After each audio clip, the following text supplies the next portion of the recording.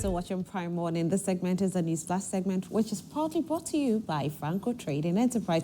Whatever gadgets you're looking for, whether mobile phones, television sets, CCTV cameras, we say worry no more, because we've got you covered. You can actually download the app on your phone to make things simple, which is the Franco Trading app. Or for further inquiries, visit our website, www.francotradingenterprise.com. Franco Trading Enterprise, still phone Papa Pafi. Now, this morning, my guests are in very early, which has made me very excited. And so let me introduce my guest to you. Sitting on my far left is Kwasi Aidoo. Hello, Kwasi. How are you? It's good to see you. It's good to see you too. And Kwasi Aidoo is the General Secretary for the CPP. How's the CPP doing? Things are going very well. That's nice. We are celebrating Republic Day today. Okay. We are celebrating a day of prayer. You know, our founder was a theologian. Mm-hmm. Many people forget that Osajifo Dr. Kwasi Aidoo did theology. He was somebody who took his God seriously. So we are very happy about the combination of Republic Day, which came about during the CPP era, and the Day of Prayer, which is something fully supported by the CPP. So it came under the CPP, but I think it was cancelled at a point in time, right? Yes, okay. Republic Day was cancelled. Cancelled as a public holiday sometime. Yes. And how did the party feel about it when that happened? Oh, the party was very aggrieved. The party was very aggrieved, and we already issued a press release a few days ago thanking His Excellency John Dramani Mahama and the NDC government, as well as the members of the 9th Parliament, for restoring Republic Day to where it should be. Fantastic. Thank you so much. And representing the NPP this morning is Honorable Maxwell Jumah. Good morning, Honorable. Good morning. How are you? I'm very good. It's good to see you. Same here, it's been a while. Oh, yeah, it's been a while. Where have you been? Having committee meetings. And right. How is Parliament, though? Very good. Everything is going on well. The assumption of the fact that we are in the minority, so we do not have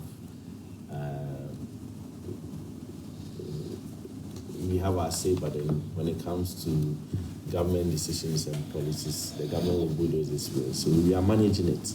Great. At the end of the day, our expectation is to be able to make sure that whatever information is coming to Parliament is put out there so that the public is also aware.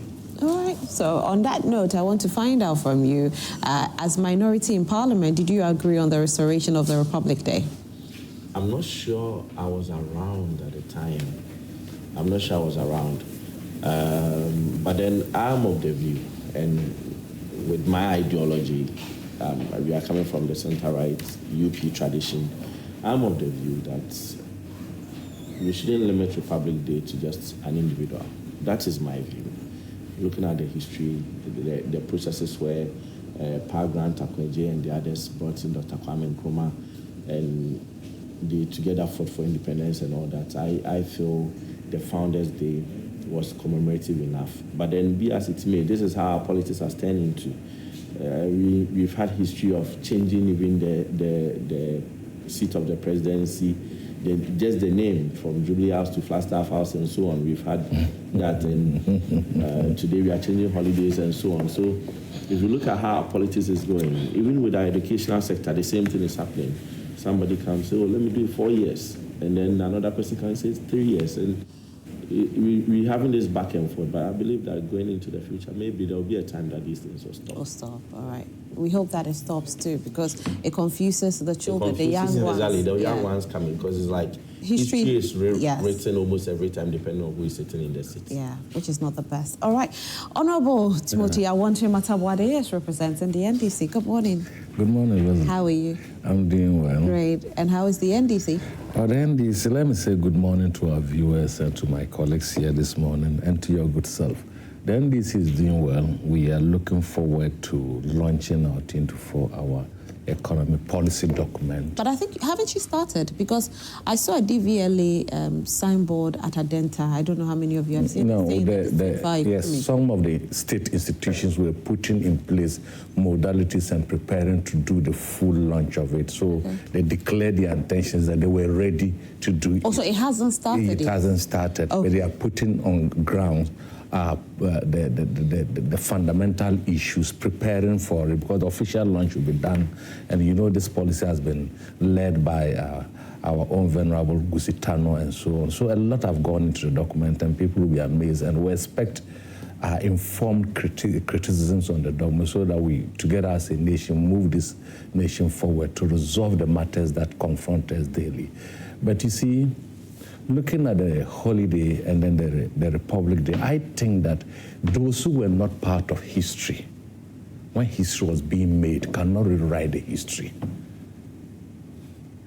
So for me, the issue of the Republic Day and the cancellation of the holiday was completely a satire, political satire on our history. And I want to thank the President and members of Parliament, whether they agree or not, they did it collectively, for the restoration all over the world. This was a day that you cannot just change by a fiat or even through an act of Parliament. It has been established and ingrained in gold and in stone. But it was changed. Yeah, it was. That is even the issue, because what did it bring to us? What was the essence? What was its contribution? President Kufuor is equal from my brother's party and so on. We all know his stature and so on. He never changed those days. So the one who changed, was he changing for the good of this country, or he was changing for a personal issue? Because there was a president that was on the same ticket. He didn't change it. So if you come, there are some things that when you do them, they cannot last for long. They would always reverse. So I think that if we are looking at our history and the way forward, the people of Ghana need a lot. History is there to guide us, never to slide back into where we came from. So today is that, today is so and so. We are confusing our children. Is that how we were taught in school? Why should we confuse our generations today and yet unborn? So for me, we should all join hands in celebrating this day. We are doing the National Prayer program where His Eminence, Colonel Texan, will be coming to lead, and also the Chief Imam. I think this engenders unity. It engenders peace and harmony and tranquility. Are the traditionalists? Yes. Why do you want to push me through all, you know? But why were they not added? People are asking. People are asking because, you see, I don't have any problem. But you see, the traditional, there's a problem. The problem is that some of them are in other various. They don't come under one umbrella. We can always identify that this is the Muslim community, this is the Christian community. Okay, they don't have one leader? Yes. Okay. It is easier to deal with. Okay, we have traditionalists in Busa district who worship other things. Going to almost the thousands and so tribes across this country, under what umbrella can we call them? Okay. Must we invite all of them? We hear you, Honorable. Okay. Point well made. We hear you. So today is a National Thanksgiving Day, which will be happening pretty shortly. But let me read what the newspapers are reporting, and then we can delve into our main topic for this morning. The Overseer newspaper, and the banner headline is one of our main topics for discussion. Gold Board, new license take effect. Old ones revoked, and this is coming from Sami Jemfi. And so this is our main topic, one of our main topics. You can go ahead and send your messages to us so we discuss this topic. Send it to us on 055-157-5757. Now, our second main topic is 3 stolen state vehicles retrieved from former GIHOC MD Maxwell Jumah, and this is coming from the police. And this is our second topic for this morning. So these two topics we are treating, and so send your messages to us on 055-157-5757. Mahama to launch Gold Board task force on July 8th to combat smuggling, says Sami Jemfi. Africa must chart its own course towards integration, sustainable growth, and this is coming from Ato Forcing. Also, Eric Opoku secures FAO support to deepen Ghana's agricultural transformation, and Zoom Lion deploys 200 new trucks to tackle waste management nationwide. Zoom Lion is really trying hard, you know. Yesterday, I read this, you know, in one of the newspapers. They are trying very hard. But the contract still, I don't know if the... Are you sure they're trying hard? Yeah, I don't know. The Hawk newspaper is the next newspaper. The Hawk. I haven't seen this newspaper before. This is new. I think, it's been there for long. Really? Yeah, the Hawk News, it's been there for long. I see. Fadi flames NPP School of Topology. Party's ideology is rewarding. Okay, some of these, so probably that's why we hardly get them, for TV, because some of the words in here are a bit uncouth. UGO COVID ban for students, red carpet for NPP. Ohineba Dams XYZ joins NPP for cash. Excavator invasion, 3,000 seized, 2,000 still sailing in. Oliver Araba lied in Aidoo Lodge, 1982 murders. I think this, anyway, I'll put it on the side. And the Chronicle newspaper is my final newspaper, the Chronicle. NIBS University graduates, new doctors with a call to serve humanity. Kwasi Jumah released from CID captivity after being accused of stealing Gihok Distillery's cars. Child custody case, court grants substituted service on Baba Sam, and World Bank grants Ghana $360 million. Now, every time I get the Chronicle, I get excited because they always have a Bible verse, and they always link their Bible verse to the story, one of the stories. So I'm going to see which one is linked to. Leviticus chapter 26, verse 14. And it reads, oh, this is quite funny, The Lord said, if you will not obey my commands, you will be punished. Where did they get these from? So I'm trying to link it to something, and I'm like, Kwasi Jumah released from CID captivity. Anyway, that is it. But our main conversation is to do with the new license that Gold Board has introduced into the system. As it stands now, those of you who are traders in gold and you have license at the PMMC, the SWAL PMMC, since PMMC has been changed to Gold Board, you will have to get new license, and that's the new directive. I don't know what my guests this morning think about this new directive as to whether they should have allowed them to continue without going for new license, because it's still the same company, it's just a change of name, or it's a step in the right direction. Kwame Nkrumah, what do you think? I think my brother, Sami Jemfiz, is doing amazing things with the Gold Board. And he gave adequate notice, I think, as far back as somewhere in April. I think around 21st May, there was an extension granted for the transition to the new license. We have a lot of chaos in our gold industry now. It's there for all of us to see. So this new licensing is a way to make sure that the regulatory oversight is carried out successfully. So when these new licenses are applied for, you can go into the ownership of the companies, you can go into their activities, and it can help not only to generate more income for the country, but also it can also be a way to tackle this galamsey menace, because some hide behind this facade of being legal gold traders to destroy our environment. And it's a step in the right direction. I mean, licensing is something that is normal. Even our driver's license, occasionally, you have to renew it. As legal practitioners, you have to renew your license every single year. Yeah. It's a way to regulate the industry. It's a step in the right direction. I think Sami Jemfiz should be given all the support. He has shown a lot of focus. I know we had this issue that came up recently. He should allow it to derail him. He should forge ahead. Ghanaians should back him. And I know that we all stand to benefit from the policies that he's carrying out at the Gold So the Board. new license is a good thing. It's a good thing. But then there are people who already had license. What about them? And it's going to be revoked. You have to get a new license. Yes. And obviously, it's not going to be free to get new license. Yes. You have to go through a certain process, maybe pay this, pay that, pay that. Some people feel that it's a way of probably, getting money again from people. We need money to run the country. All of us pay money for one reason or the other. When you renew your driver's license, you pay something, even though it may not be as high as, I don't know how much the Gold Board is charging. But the country needs revenue. And we all complain about extra taxes and all that. If you look at the developed countries, they use the revenue from the citizens to develop the country. That is how you wean yourself off foreign aid.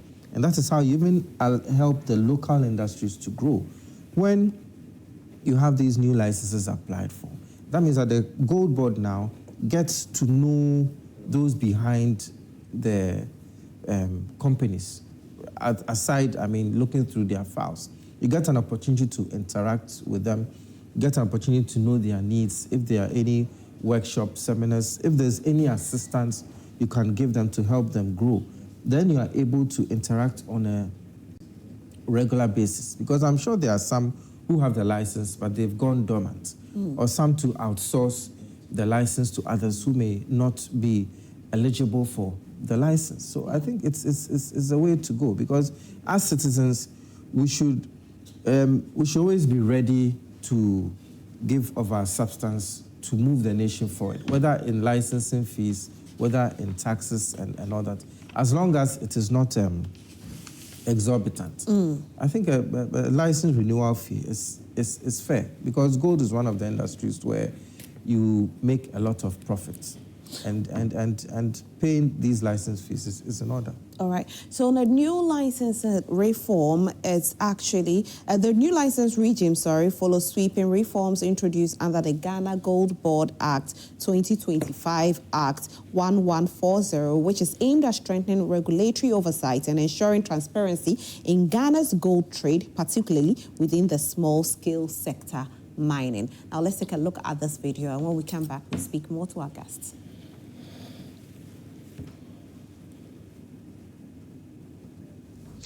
It is now official, because if you had a gold trading license issued by the now defunct Precious Minerals Marketing Company, it is no longer valid, and that is according to the Ghana Gold Board. The new era of gold trading has begun under the Gold Board after several deadline extensions. The Gold Board says it is now enforcing the new licensing regime under the Ghana Gold Board Act, which came into force in April 2025. Sami Jemfe is the acting CEO. The new Gold Board licensing regime has taken full effect. And that, effective immediately, only a Ghanaian who has gone through the lay-down due process and has been issued with a license by the Ghana Gold Board can legally engage in gold trading in Ghana. Over 200 licenses have so far been approved under the new system. To stop the drain of Ghana's gold through illegal trading and smuggling, the government is developing a special task force with full police powers, but with strict accountability. And this task force will be driven by the intelligence units that we have already deployed across the country, gathering information on the activities of all smugglers and illegal gold traders. We know you. You are not in hiding at all, because your cover is blown. We know who you are. So you better do the needful and stop the illegal gold trading you're engaging in and the gold smuggling. The officers that we are deploying at all material times when they are embarking on field operations must wear their bulletproof vest, which will have fixed on them body cams. Acting CEO of the Ghana Gold Board, Sami Jemfe, says the new regime is Ghana's strongest move yet to reclaim control over its precious minerals and plug the revenue. And this is the new regime, which is supposed to help us reclaim our gold. And so as it stands now, foreigners cannot trade with gold here in Ghana. They do not have access to the license. Honorable Maxwell Jumah, what do you think about it? Because when we compare now and then, obviously then they could trade, but now they can't as a foreigner. Well, like we are saying, it's a new regime, and every new regime comes with its own expectations, its own rules. So there's a new act that supersedes the minerals MEF 1, the Minerals Commission 1, and this one is quite broad, because now Gold Board becomes a regulator, and the only avenue where you can buy and sell and do any business in gold. The important thing that we have to recognize is we are building a nation, and that's why we all support the Gold Board, because even in our government, we have started a gold purchase program, a means to use our gold to support, back our currency by having reserves. I'm hoping that Gold Board will not just be trading the gold, but then we also reserve some gold for the purpose of backing our currency, and not just selling to get in the FX inflows to show up our foreign reserves. Now, the new licensing regime is in different phases. So if you look at the Act, it gives Gold Board the opportunity to issue licenses to people who will be trading in gold. Initially, there were a lot of foreigners in the sector, especially Indians. And Chinese. The Chinese were actually on the grounds doing the mining, but when it comes to gold trade, the Indians. It was mostly Lebanese and Indians who were into these trades. And these people will bring their own money, give it to buyers within the communities. And sometimes they have reps in Accra here. So the reps go and then they get buyers. And the buyers buy the gold from the miners and bring it to them. So when you go to most of these gold or mining communities, we have a lot of young guys dealing as buyers. And sometimes you see robberies and it comes on videos and you see people holding gold in. They normally go to attack some of these buyers. And most of these buyers had this as their business, and they were doing quite well, very well. Now, the situation that this new license regime is bringing in is that it's difficult to get money, because Gold Board started with an initial capital of about $278 million. And you know, initially, that time, the city was around 14 cities. So when you have $278 million in cities, it's a lot of money to buy gold. But the moment the city appreciates to about 10.4, then the conversion factor amount in cities now reduces. So when you go to the market, you do not have so much money to buy gold. So now you have a peculiar situation where when you go to the grounds, people have gold, but it's not moving to Gold Board because there's no money to buy the gold, which means that we've gotten to the point where the capital for Gold Board has to be increased so that they can buy the gold there. And it's creating problem among most of these buyers. Another situation that is coming up is the fact that the issue of the license, you know, they have aggregators. They are up there. The aggregator license is about $5 million, which means only few people can secure that kind of license. 500,000. $5 million. You have to have $5 million before you can become an aggregator. And then they have the buyers. They are below there. So a buyer has to do business. A trader. So a buyer has to do business with an aggregator. Yes. So to be an aggregator, you need $5 million to be an aggregator. Yes. And 3 offices. No, I want to get the figures. $5 million. $5 million. What I'm saying is that I want to get why is it calculated in dollars? I mean, because gold, you need a lot of money to buy gold. So it should be done in cities then. Yeah. Because that's the amount. That's the amount. I still don't understand why we do that. But anyway, you sell the gold you trade the gold in dollar. Fair enough, but once when you go to the buyer's level, it's cities. It's in cities. Okay. The buyer's level is in cities. So to get a license, but from between the buyer, aggregator gives straight to the Gold Board, and the Gold Board exports. Right. So that one is in dollars. Okay. Now, the aggregators, because of the amount, the $5 million, and then now only few people are getting that license. So there's this monopoly. For instance, if you go to the Western region, so far I know of only one person who was an aggregator. And because the law also says that you cannot keep gold. If you mine gold, you can't keep it or use it for anything. You have to give the gold to Gold Board. So this guy, the single person who had that opportunity to be an aggregator was sending the task force to go around and arrest some of the guys who were buying the gold down there. And it was creating a lot of chaos. I've heard that the gold board has come in to correct some of these issues. So they shouldn't make the licensing regime so difficult for people so that it collapses most of these young guys who are buying gold, their businesses. Now, you even to become an aggregator, you need about 3 offices with proper security, CCTV and everything. Yeah. At least for your own good. Yeah, very important. For your own good. Because government may not be able to provide you the adequate security since aggregator will be buying a lot of gold in bullions or something like that. And then the buyers on the ground too, you need an office with good security and all that.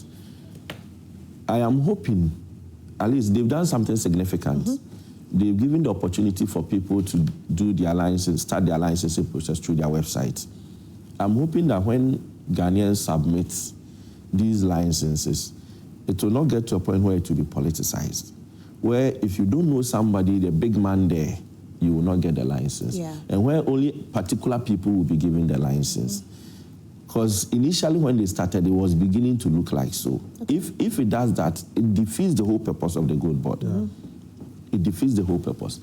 And then secondly, I'm also hoping they will be able to push enough funds down there so that people will be able to purchase the gold. Because the more gold stays with people, then people now start to find means of selling it. Okay. You know, the gold board, if you look at the structure it was made, it followed the cocoa board process, the cocoa board structure. So cocoa board brings in money and gives seed funds to LBCs to go and buy gold, cocoa.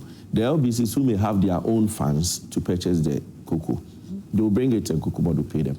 So gold board has the same structure.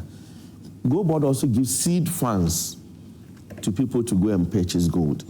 And those who do not have the funds and prefer to go through gold board for funds to, those who have their own funds too, you can also get the license and purchase gold. So I'm hoping that we will also not get to a point where people will go and take funds and will not use it for the purpose for which it's meant to. Okay. And that they will go and buy the gold. Then in effect, if we are all doing things right, I believe that we get the needed revenue so that it shows up our CDN. So if we take a look at what it is, it's supposed to be a step in the right direction. It's supposed to. That it won't. You know, we have retreated since even in the 2024 election. That we've gotten to the point where, as a country, we need to take hold of our gold and use our gold to back our currency. Which this is going to do. And it started, but I'm seeing numbers. I think in April or March, in April, Honorable Atufosin came out to state that they had realized about $1.17 billion from the proceeds of gold that was exported. Now we are in July, and I want to know how much has come in. Okay. I want to know how much has been exported. Okay, we'll get to that. Yeah, so all those details are necessary so that we know that we are... Transparency is very important so that we are... From what you're saying, this new Gold Board Act is supposed to make things very transparent, and that is what it's supposed to do. So, Honorable Timothy, I want to talk about it. Now, this one looks like a step in the right direction, but everybody's fear is that it doesn't get corrupted along the way. So, as NDC, what are you going to do to make sure that it doesn't get corrupted? So, I think we must give credit where it is due. And I think the discussion so far around the Gold Board has been non-partisan. And I think that is the way it should go. I like the way Bosio said that Sami Gyamfi worked so hard. And we must give credit where it is due and begin to look at the act as to where, you know, when you have been saying this thing, there's no any law in the world that is perfect. You can put up all the lawyers, all the constitutional lawyers. It is in the operationalization of the law, then you will realize that this law should have been ABC. That is where the amendment, the proposed amendment will be coming to make it what is its strength or whatever that it comes with. This is historic. That is unprecedented, and it's worth its weight in gold by itself. You understand? And when you look at it, the Constitution vests state resources in government. And gold is one of the most precious resources of this country. Historically, we've been mining gold. What have we been getting? We've been getting only royalties and taxes. So this gold board... But we've gotten some money out of it as well. That's what I'm saying. The royalties and taxes are that. But we don't really... employment. Yes. we don't really own our gold. Yeah. Okay. And that is what I'm putting across. That's true. The gold comes from this part of the world. But then we don't own it. We don't really own it. When you look over the years, there have been even discrepancies. At the end of the year, when the reports come in, the Ghana government will say, we exported or we got this from gold. The Indians will say, no. The figure of the Indians, even it quadruples ours. So sometimes you imagine, how is this thing coming about?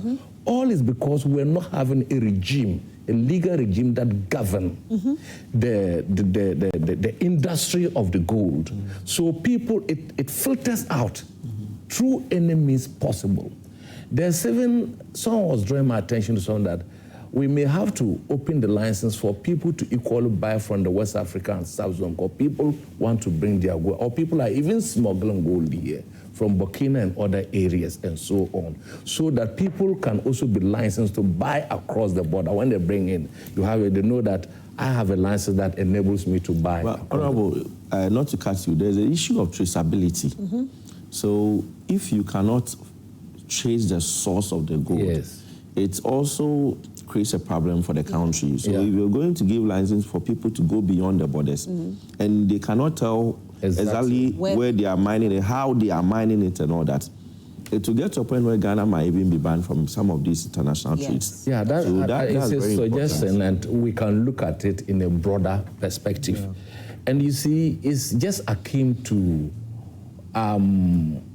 the fact that there are some trading activities in this country that is reserved for only Ghanaians, the retail sector.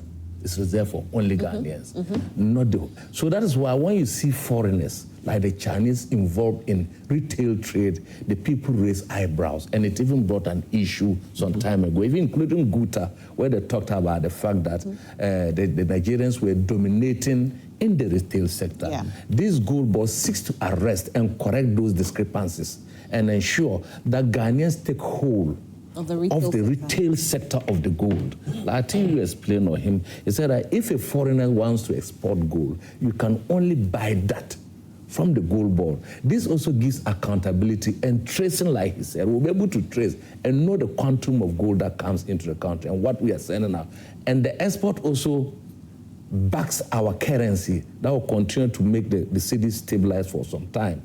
Sami Jemfi was telling yesterday that if they exported about 50 tons of gold and so on, and this month alone, it yielded over $900 million. 9 tons. 9 tons yielded $900 million. And that is gone to the Bank of Ghana. So it's about time this country will take hold of the resources that we are best managers of it, than to allow foreigners to invest. Nowhere in the world that you allow very essential aspect of your economy that will be dominated. You remember some years back when I think during the Buzia regime, when the Nigerians were repatriated, it was because of the domination of the trade. Yes. When you also look at historical antecedent, when you look at the 1948 riots, the 1948, some of the reasons they adduced was that they formed what they called the West African Association of Merchants that were dominating the local trade sector by Lebanese, Syrians, Indians, and so on at the time. No, but you see, the thing is, it's a very good thing. I said it. But how do we prevent it? I was just coming there. And it also gives employment to the local people. It builds our income. If I'm a gold aggregator today, or even a license, a tier 2 license, maybe I may not go out, I may get 3 or 4 people to go. You pay them. So it cascades down to even the lowest fellow at that place. But you see, the political manipulation, we started on a good note. It's gone to Parliament, transparency. I think when the process started up to today, there hadn't been any issue with the process at all. He raised an issue that he hopes, and that is all of our hope in that. It's an area that everybody would want to take part. We must own our these things. How can we continue to politicize these things over the years?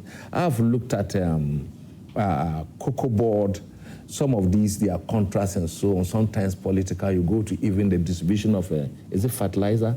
Even to farmers and so on. It has happened over the regime. But this is a new era that... It's changed. Now they use something called, the farmers have cooperative unions. So within the community, you form your own cooperative union. They'll bring it to the cooperative union. Right. They don't give to politicians. Yes. Or anything. And the Ghanaians are our own watchers. We can police and see what is happening. The media is there. All of us are. They raise the issues. Let those who have ears hear. Yeah. And let those who ought to talk. You cannot be a government on your own. You must, if a mandate is given, it's given to you to use it for the best of your ability and for the people of this country to benefit. I think Gold Board should not also countenance that. They should show there will be publications and so on. The names will come, the licenses will come. There are websites. There are websites. You understand? Police. Yeah. Yes. Board, the OBC is open. It's open. Everybody knows and then you see, the OBC. it is when we get there, OBCs. then we see that there's too much partisan issuing of it, then we can raise eyeballs. You understand? But for me now, I think that like the way they support them, so let's see how it goes and let it be purely Ghanaians. All those who were dealing it, they should be told that this law is going to exert the necessary pressure. Well, it has taken effect. Yes. They were given grace period. One of the things we should be guided against is that there will be some foreigners, Ghanaians will be fronting for foreigners. Yeah. That's one of the most dangerous aspects we should see. Because I'm going to see, because like he said this morning, if money is not available and an Indian man said, "Team, come, you have the license. Can I give you $1 million to go and buy the gold for me?" I will easily run for that money and then go in for. How can Gold Board Bank but even if you buy the gold, you can't give it to the Indian. You have to give. You can't give The Indian will not, but the Indian will be making profit. He will not do. Probably he will say that. Okay, $1 million. Hello, good morning, Kwame. Honorable, please, 1 second. Hello, Kwame. Yeah, good morning. Good morning. How are you? Yeah, I'm doing well, and I'm also saying good morning to panelists. They're doing it. Just honorable. Your line is breaking a bit. Can you stand at a good place for us, please? You mean I should read I'm doing that. So just as no, it's breaking. Your network is not too smooth. So let's try and reach you again because your network is not too smooth, Kwame. All right. I wish I had control of my network. All right, I think it's better now. Let's see if we can hear you very well. Okay, so I'll just reiterating what somebody said moments ago, that the conversation so far has been non-partisan and nationalistic. I think that's to go. Unfortunately, the network, my goodness. So, Kwame, you know what we are going to do? We are going to cut the call and we are going to call you again. And hopefully when we call you again, the network will be better, okay? As it stands now, you know my WhatsApp is not working. I don't know if anybody is also experiencing the same thing. So this morning, my WhatsApp has... You too, right? Okay. My WhatsApp is okay, but I don't have internet. Okay, my WhatsApp is off. I don't know what's happening. I cannot buy credit, so... I won't say anything about that. But let me bring Kwame from my into as well. Kwame, so far, so good. You know, what Honorable said, that we should go ahead and see it, you know, those licensed.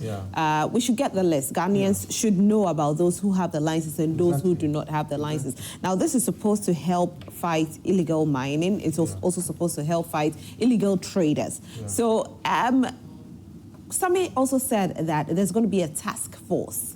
Now, is it needed? They are going to be like the police, but they are the Gold Board task force.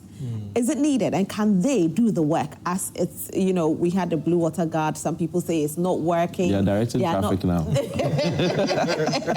So if we take a look at the Blue Water Guard, which some people say it's not really working, do you think that as it stands Let me now, just add this before he comes in. This is just him. Okay. That the foreigners can trade, but they can do that directly if they want to buy gold from Ghana. They must do that. That's why we say only that's why I say when they want to export, then they go to gold. They cannot do they cannot, but they can only do that from Gold Board. I just want to make the emphasis that. All right, So thank the you. New Companies Act 2019. If you are fronting for anybody, for a company, you have to disclose that you are trading on behalf of this person. So that will counter. I mean, anybody acting on behalf of fairness. You have to give full disclosure. Okay. Otherwise, you go against it. Yes. Fantastic. All right, Kwame has joined us again. So, Kwame. Yeah, thank you. Thank you, Paul. Yes. Wow. Can you hear me? Yes. So it's been breaking a bit, and then it comes clear, and then you break a bit. But let's try it again one more time. Okay, so let's just go on the they'll get that. His location. Okay, so unfortunately, this is what's happening. So we'll try and see what we can do about it. But then, Kwame Nkrumah, so I was asking you, the Gold Board Task Force, your take on it? I don't think it's necessary. I don't think, because, we already have, unless it's to provide jobs, people need jobs. But I think our security agencies who are assisting in fighting galamsey, as long as they are well-resourced, because recently it came out that there was one young man called Tay or something, this young soldier, who actually refused to take a bribe from some illegal miners and had them arrested. So our security agencies can adequately deal with this. But we have to be realistic. If we feel they are overwhelmed, because as security agencies, they have other duties.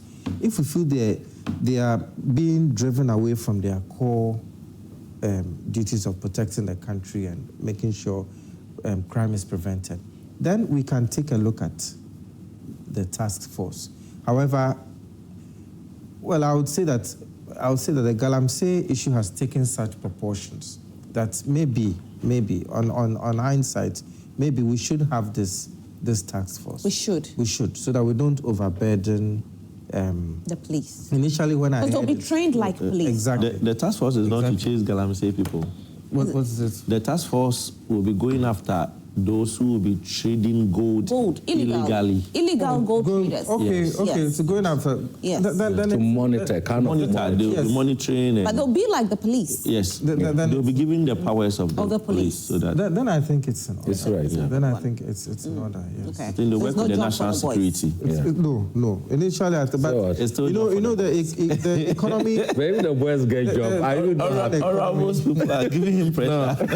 Okay, so... If the boys get job, I'm not happy. All right, so we'll be joined by Kwame Minta on Zoom. Minka, sorry. Kwame?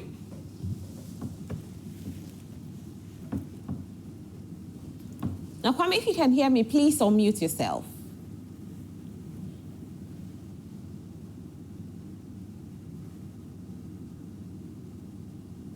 Can you hear me? I can hear you loud and clear. Fantastic. Good morning once again.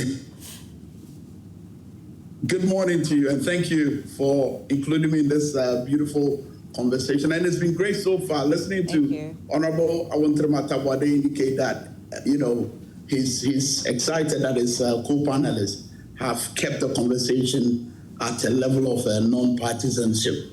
So this is good. Right. And this is what we want. So as it stands now, people are hailing the Gold Board for such a good one.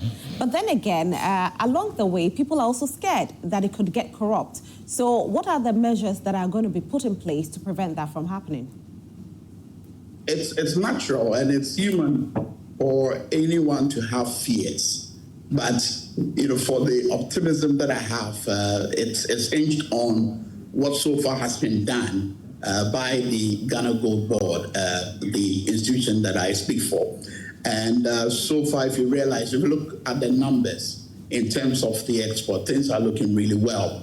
And in terms of our transitioning from the PMMC era to the Gold Board era, it's been pretty fluid. You gave an indication in your intro that, the transitioning could be marred with some sort of fears, especially people would have who will be thinking that there's some sort of power play, especially at this time where people are not going to be made to use the old licenses that they were using. But just as some of your panelists indicated, it's an issue of the law. It's the Gold Board Act 1140, which press Gold Board, that dictates that to be able to trade in gold in Ghana, you'd have to do this through the gold board. And in breaking this down, doing this through gold board means you would have to have the gold board license. So yes, we were birthed as a result of the law,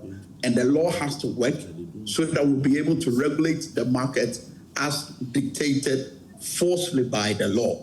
So the only way to be able to regulate the market and ensure that Ghana has that national, Ghana is able to, benefit from our gold and other precious minerals is to ensure that, these things are done, which is ensuring that gold traders have the licenses, and then we're able to go as such. And also, by doing this, we'll also be able to curb, if not root out entirely, we'll be able to curb the smuggling menace, which always plays to our disadvantage as the country. So this new regime has come to stay, and it will inure to the benefit of our country, Ghana. That's great. And then also another problem that we've been facing is monopoly in the system. Now, people are also asking, how is it going to be kept as it stands now? How do we prevent monopoly from being created in the system?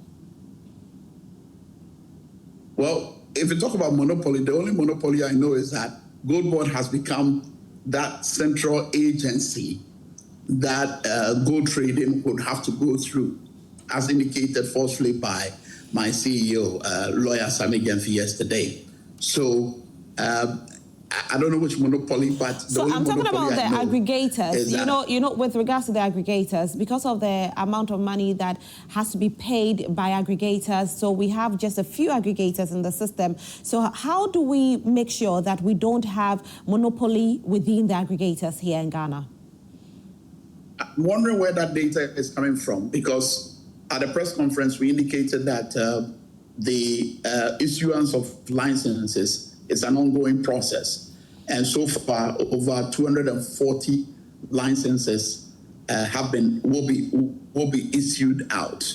So as we speak, at the press conference again, my boss indicated that those who would want to apply for licenses can still go on ahead and do it, because the only way to trade in gold in Ghana is to have the Gold Board license. So I don't know where the monopoly bit comes in. Okay, so Kwame, especially when let me finish. Please, especially when the application of the licenses is an ongoing process. So I don't know where this is coming from. All right. So the license that you said is about to be issued, 240, you mentioned, right? Over 240. Over 240. Now, this is for Tier 2 and Tier 1. Correct me if I'm wrong, please. Yes, so there's the Tier 2, and then there's Tier 1 licenses that are to be issued. Okay. And then the aggregator license as well, and the self-financing aggregator license eventually. All right, so it's the aggregator license I'm asking about. So with regards to the aggregator license, because of the amount of money that is usually involved, we don't have a lot of Ghanaians registering. And so just a few of them register, and so it creates monopoly there. Now, how do we curb it because of the amount of money in there?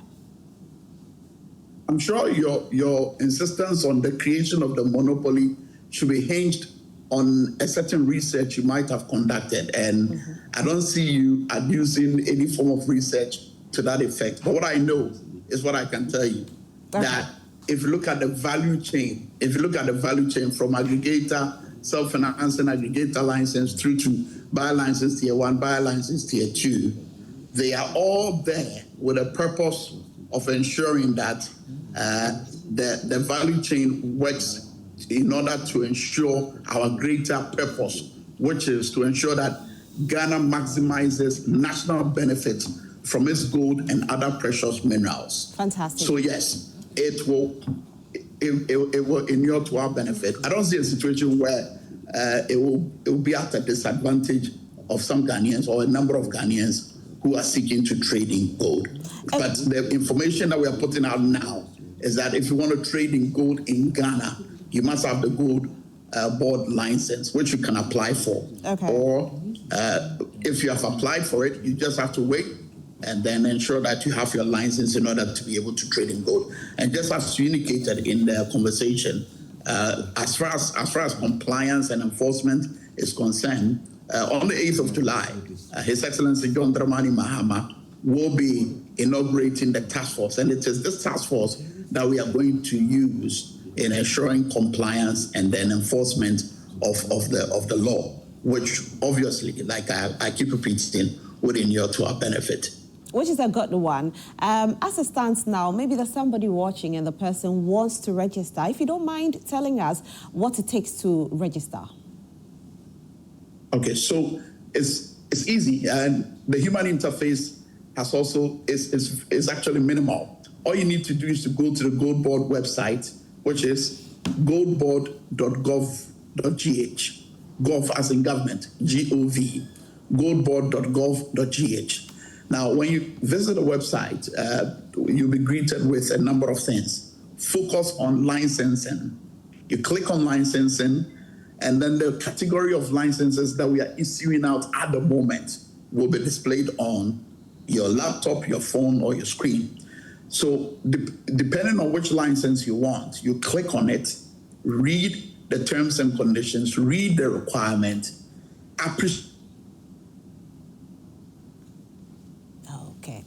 All right. appreciate it, as in understand it, and then you can continue with the process. All right. And do you mind telling us the money involved in getting your license?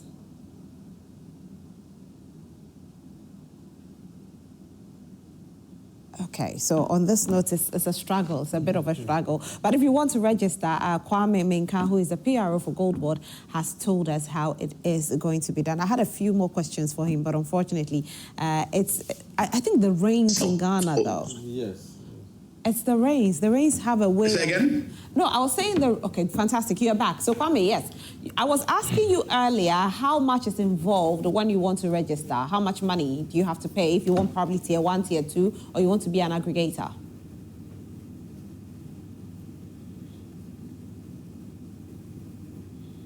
All right, so let me come back into studio. If it gets better, I will speak with Kwame, but my network is off, so I understand. So yes, Honorable. For instance, the aggregator license. Can you hear me? Yes, I can hear you now. Good. The aggregator licenses.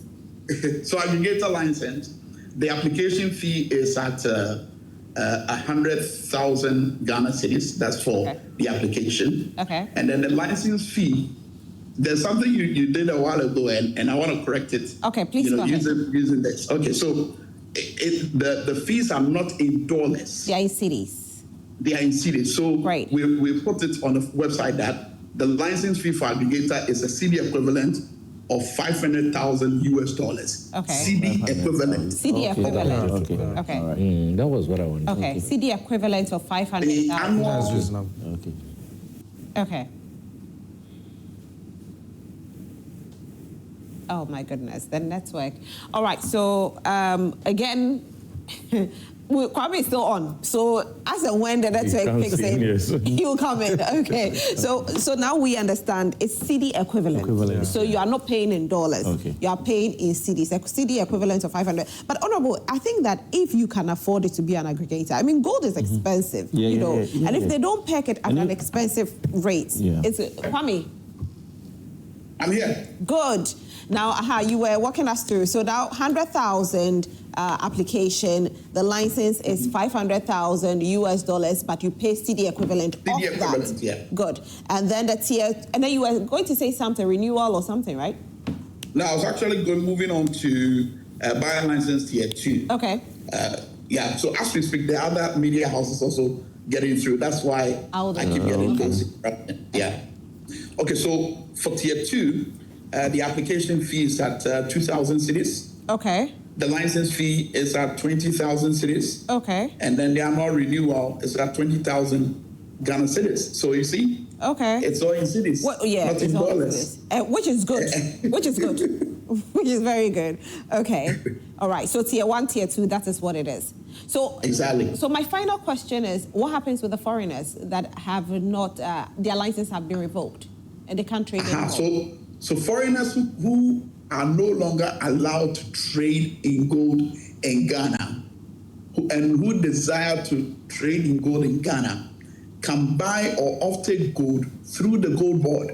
So if you're a foreigner, say you're living in Kenya, you're in Canada, you're in America, You are you in want Ghana. to buy gold. What about you are in Ghana, but you're a foreigner, an Indian, Yes, a Pakistani?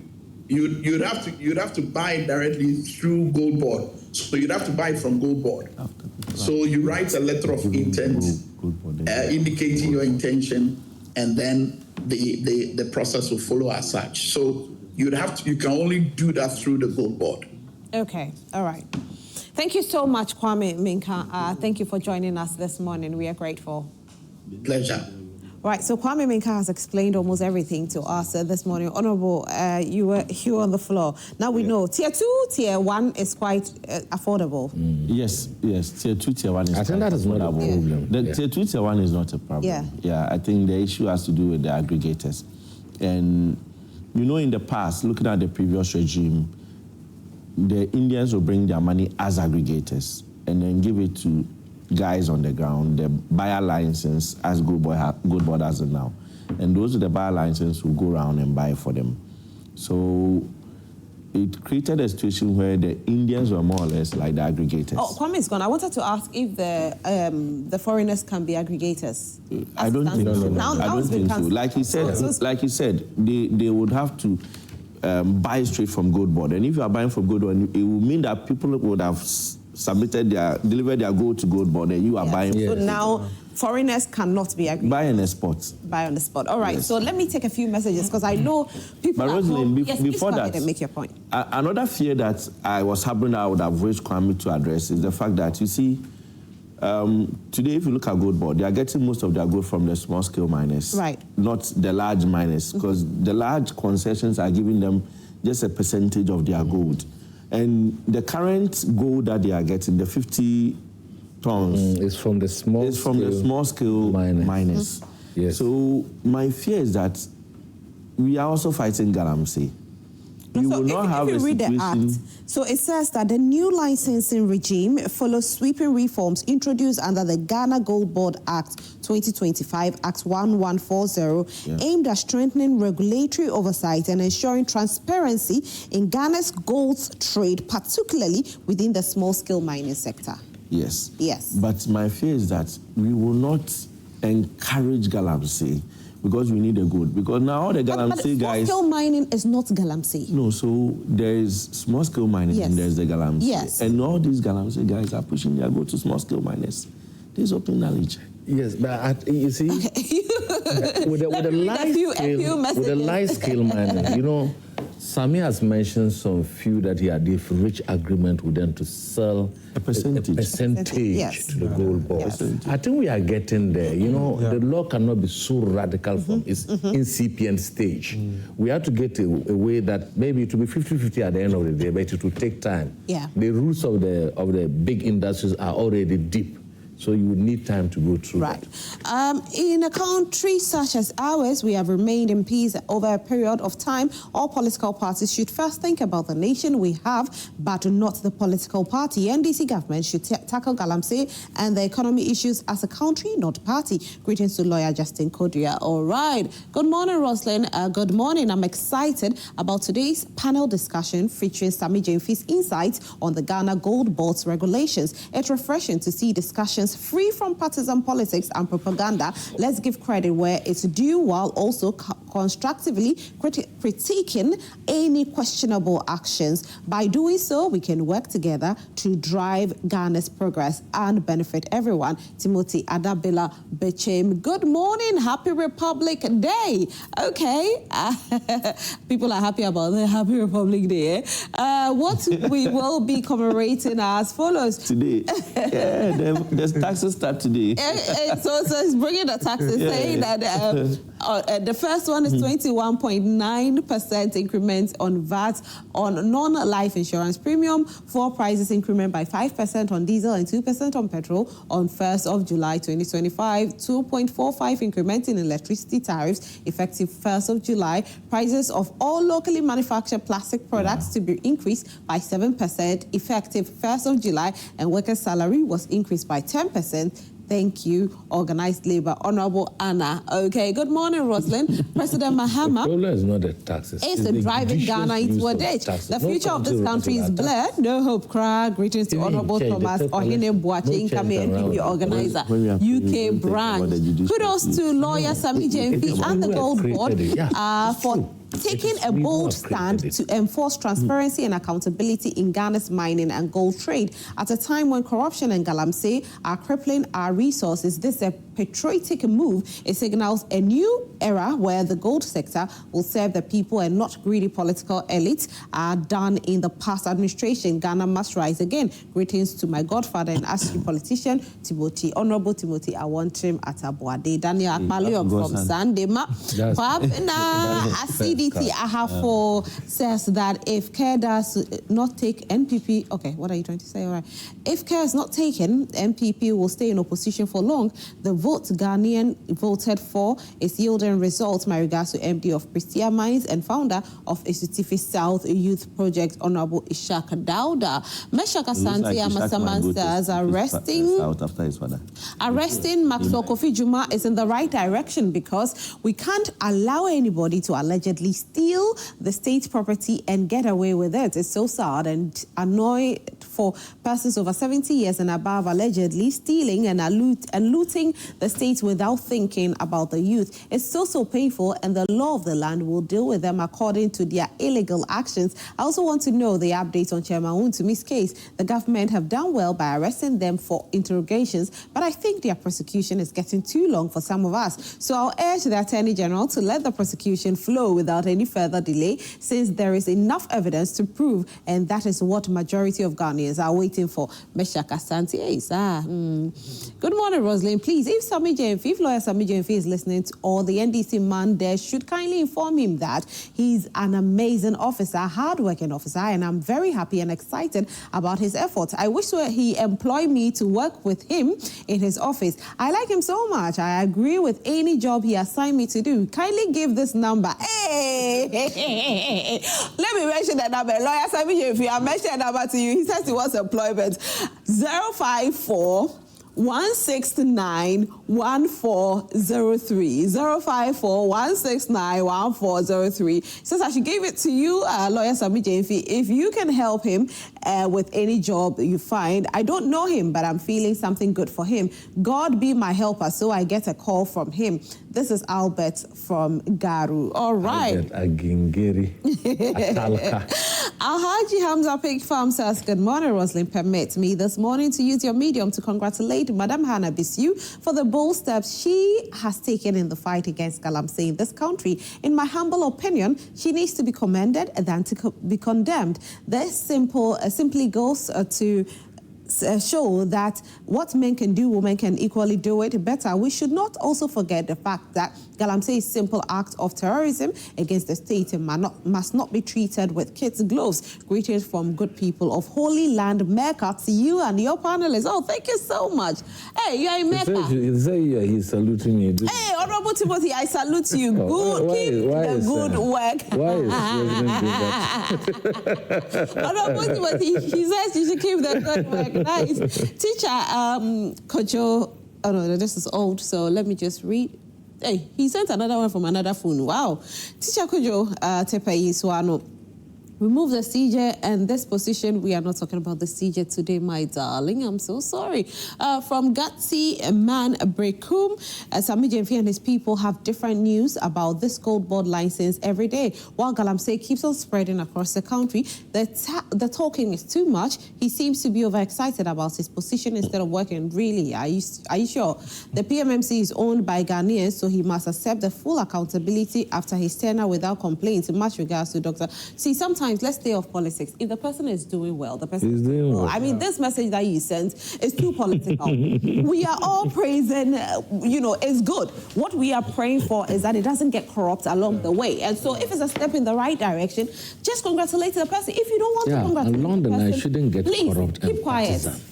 We don't talk about everything. I mean, you don't want to congratulate him, fair enough. That's your opinion. Keep quiet, which is good.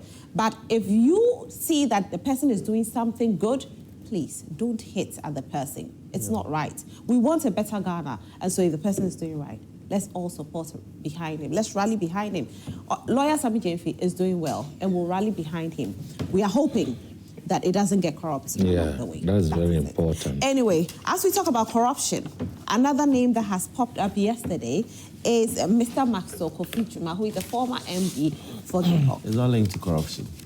He said I should talk about corruption. What is it linked to? If somebody says that you have stolen 3 cars from your office, what is it? It's theft. It's theft. so theft is not linked to corruption. I'm yet to hear the details of the whole issue. I've heard from the police. When it comes to police and investigations, and especially PEPs, politically exposed persons, they can allude all kind of charges against you. But once tested in the court of law, then we will know whether those charges can stand or not. I understand Mr. Maxwell Jumah purchased some vehicles based on his conditions of service. There are a lot of state institutions in this country with different types of conditions of service. I'm here to see that of GIHOC. I don't know how their conditions of service is for the chief executive. There are some institutions that even allow the chief executive to take their vehicles home, and even household chattels, the things you are using in your home, you can take it so that the new chief executive will replace them. So I just want to find out if this is what it is there. Now, the police didn't just pick him up. Yes. The report came from the workers of GIHOC. Yes, so and that these is workers know the what police, it is the police is saying there was a report that vehicles have been stolen. Yes, from by GIHOC, workers, yes. And that is why they called him for investigation. You see, in this country, and anybody in political appointment knows, when a new government takes over, workers will allude to a lot of things. Sometimes decisions are even taken on the board, and workers may not even be privy to approvals that have been given. And the managing director may go home with a vehicle, and workers will come out and say, hey, he's stolen a vehicle. So based on that, new management may write, let the police do their investigation. I have heard that Mr. Kwasi Jumah, they caused STC to value the vehicle per his conditions of service.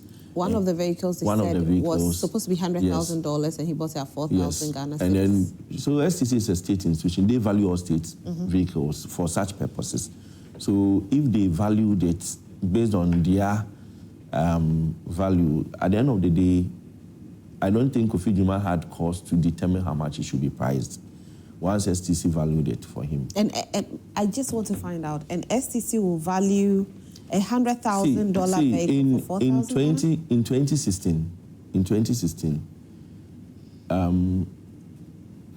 Corolla Avensis was very expensive. They valued it at that time, I think it was 12,000 cedis or so. But it was never, Corolla Avensis can never be $100,000. No, I'm making a point. Yeah. For some state officials to purchase and take home. There are different types of vehicles in the system that have been valued depending. As it stands now, we do not know the state of the vehicle. When they were valuing, they could have checked the engine, they could have checked other stuff. We do not know the state. So we cannot sit here. That's why I said it will be tested in the court of law. We cannot sit here and say, based on the amount, so there's some theft or there's some corruption. And as I sit here, I do not even know whether there was approval given as part of his condition of service or not. He claims it was part of his condition of service, and he duly applied for it, and he paid for it, and there was an evaluation of the whole vehicle. The thing baffling me now is the fact that they are saying there were 3 vehicles. I do not know whether his condition of service requires that he gets 3 vehicles. We do not know all these things. I understand that a month ago, they went for, a month or 2 months ago, they went for the 4-wheel drive which he was using. So they went for it. And then, so the 3 vehicles is a 4-wheel drive, which they had already gone for it earlier. And then the one that was auctioned to him as his official vehicle and another vehicle, which he may have bought earlier because it was being auctioned in the company. And I understand there was even no engine in that vehicle. So they were auctioning it in the company and he bought it. Yesterday was lambda passive. They picked all the 3 vehicles yesterday. Now, Kwasi Jumah, I understand, was celebrating his 75th birthday on Sunday. The gentleman went to his home in Kumasi with guests around, and they went to invite him to the Kumasi Central Police Station. The man went to sit there, and you remember he had gone through. Yeah, he was sick. He's been sick for a while. Some illness for a while. He went to sit there around 2 p.m. He was there till the next day when they brought him to Accra. When they brought him to Accra. That's wrong. So I believe the way we are going about things in the country, you have to be careful. Well, we are not saying anything bad should happen, but let's when we are doing some of these things, excesses, we have to look into the future. What kind of democracy are we building? If you were in that shoe, would you want the same thing to be done to you? If the man has done anything wrong, at least consider his age. And I appreciate the fact that yesterday at the police headquarters, they were able to process his bail conditions so that he goes home faster. Because I think they appreciated his frail situation and decided to let him go. They didn't treat him like Hanan is being treated, where his bail condition has been set to 80 million. Hanan is still in custody, isn't it? Who can meet an 80 million bail condition in this country? But one to me was, what, 50? Yes. And Hanan is 80. And because one to me, within a week, some people came to help to meet the bail condition. Now, they raised it. So more or less trying to tell you that, you know what, when you are caught, don't think about bail. Just go and lodge inside. Well, these things are going on. And some of us, what we say is that there's a lot to hold for the future. I sympathize with Hanan. And Hanan his is family. still is there with his wife. With his wife, yeah. I sympathize. And the children are home. He has young children, less than 10 years and so on. Yeah. They are home. I sympathize with his family. I just hope in the near future, one day, many years to come, when the hammer is on the other foot, nobody will shout because well, are you saying that you're repeating the same thing? I say this with pain. No, Honorable, I say this with pain because the laws of this country stipulate how we should treat such cases. When you peg his bail condition at 80 million, you are telling me you don't want the man out. You don't want him to have his rights. It is straightforward. There's no excuse about this. Honorable, I understand you. So let me go back to Kwasi Jumah. I'm hoping he gets his day in court. And I'm sure the police CID, even if they do their investigations and they realize there's no crime, they might not even proceed to court. Lawyer, am I right? Yeah. Once they've retrieved the vehicles and they realize there's no crime, they might not even proceed to court. So let's wait. The coming days will tell what is there, and then I'm sure they'll come and brief us just like they did in their press conference, and we'll understand the situation. Okay. Kwame. You know, Mr. Kwasi Jumah, did you say he was arrested on his birthday? Yes, on his birthday. He was 75 over the weekend. No, I mean, this thing of arresting people on their birthdays. We also have Mr. Chachukata, who was arrested in church, irrespective of which political party. I think it should end today. It doesn't speak well of us as Ghanaians. The foreigners know us as very hospitable people, but I think we should.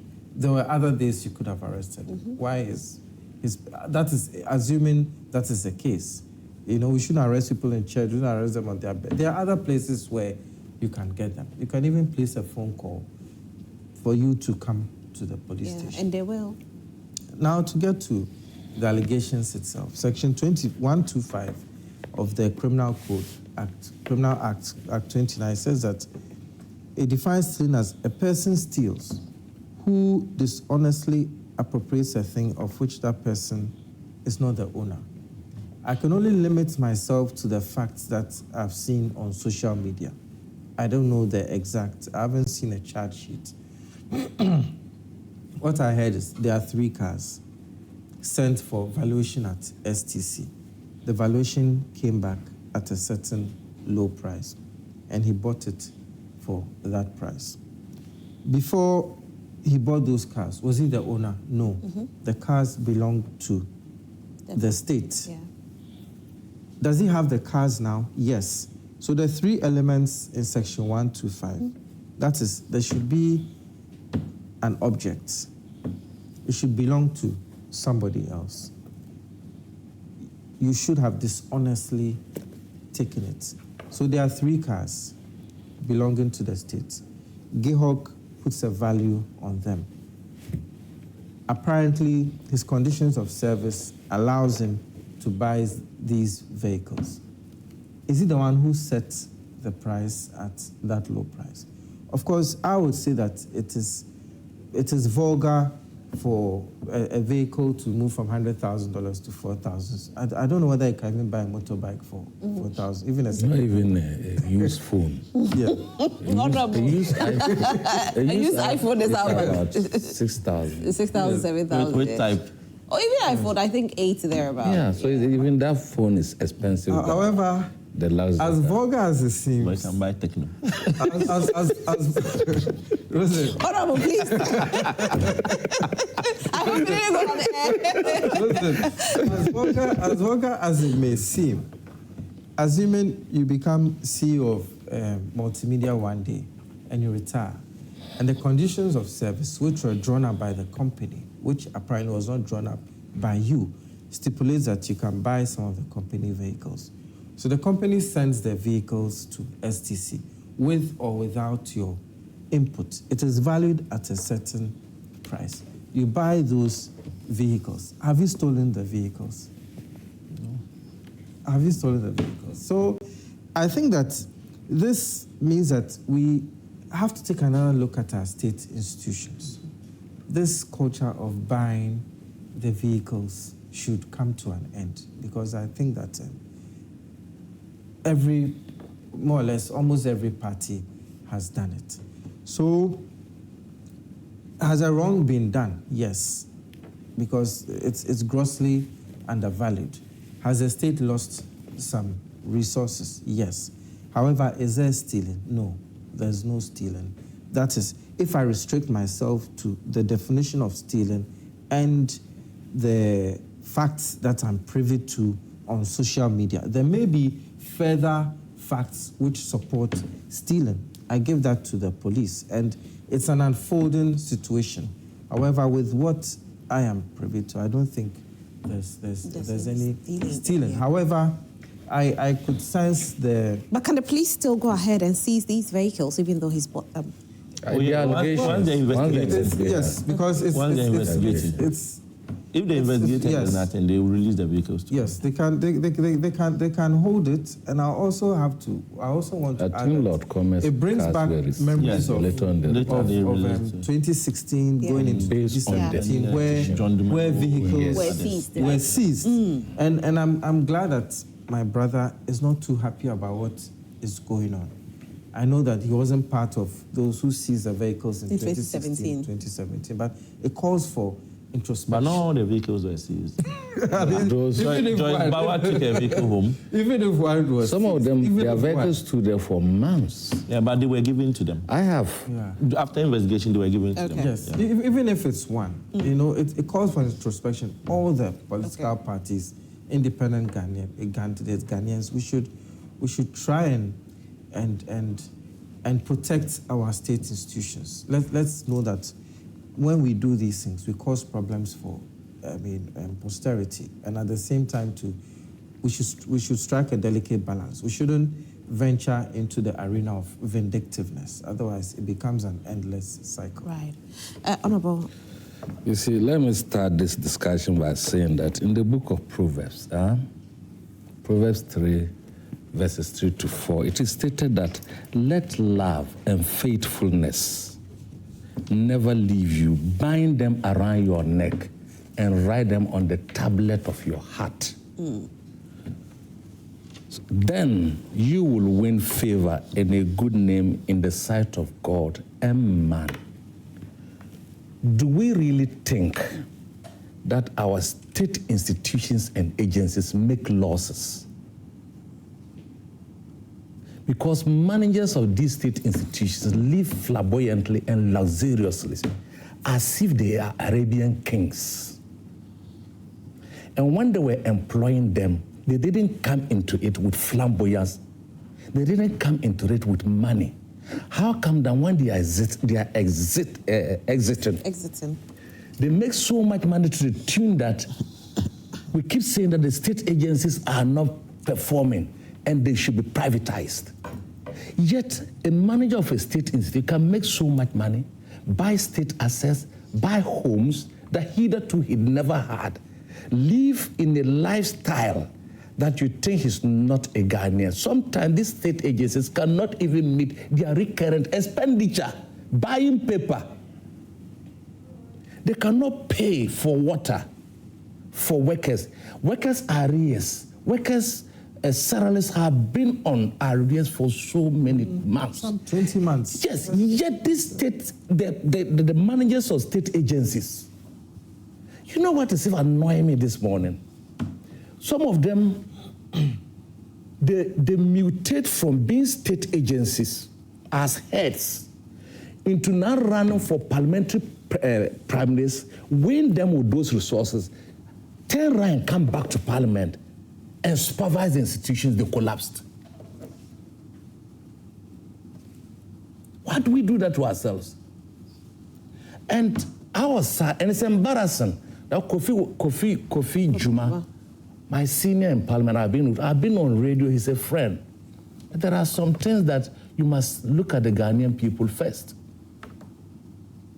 There were agitations in Jihok, you remember, several times and so on and so forth.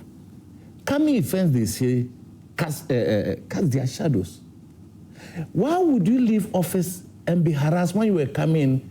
There was pomp and pageantry, ushering you there. When you even went there, the workers held a durbar, welcomed you, and thought that your administration will yank them from a point to another because probably previously they were not being treated that way.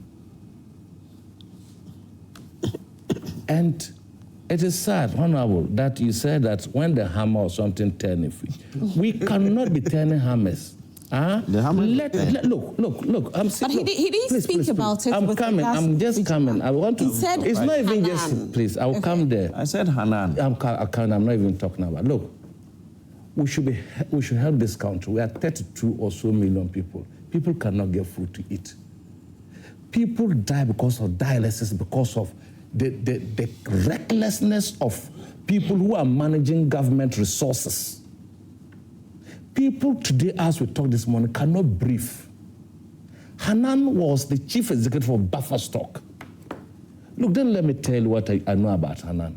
It is too early. Please, you are saying that he has small children. When suppliers gathered there, left their children at home, were they not children too?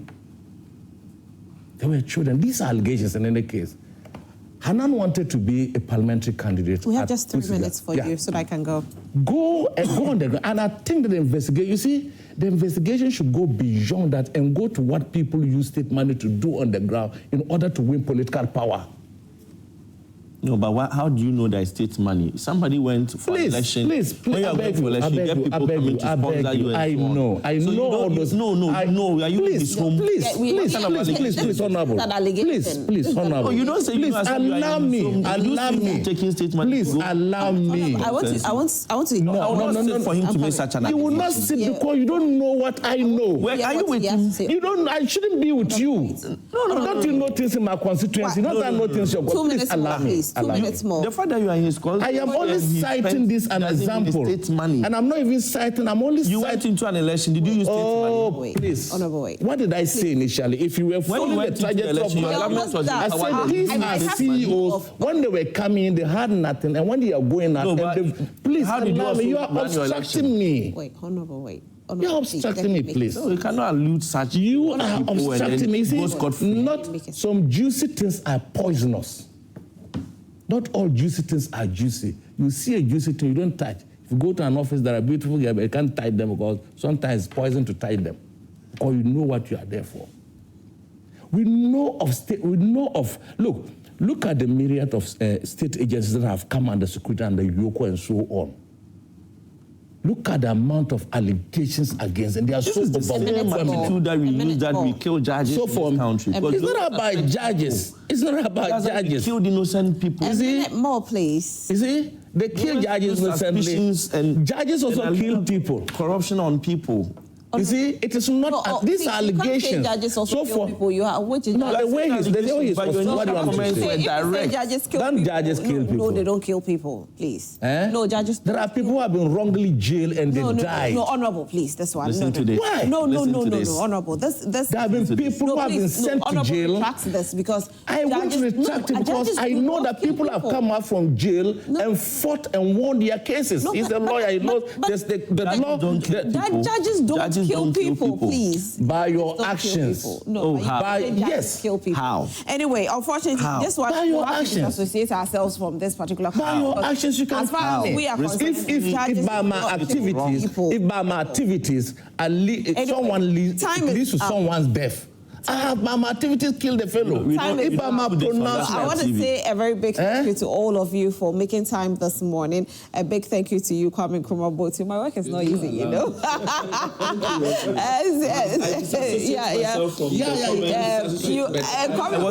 wasn't here. Comments, they have nothing to do I'm with hoping the kids listening, the young people listening. Maxwell Aidoo, these are honest. Represented they are not dispassionate discussion of the Are the state institutions making losses? No. Thank you all so much, gentlemen, for your time.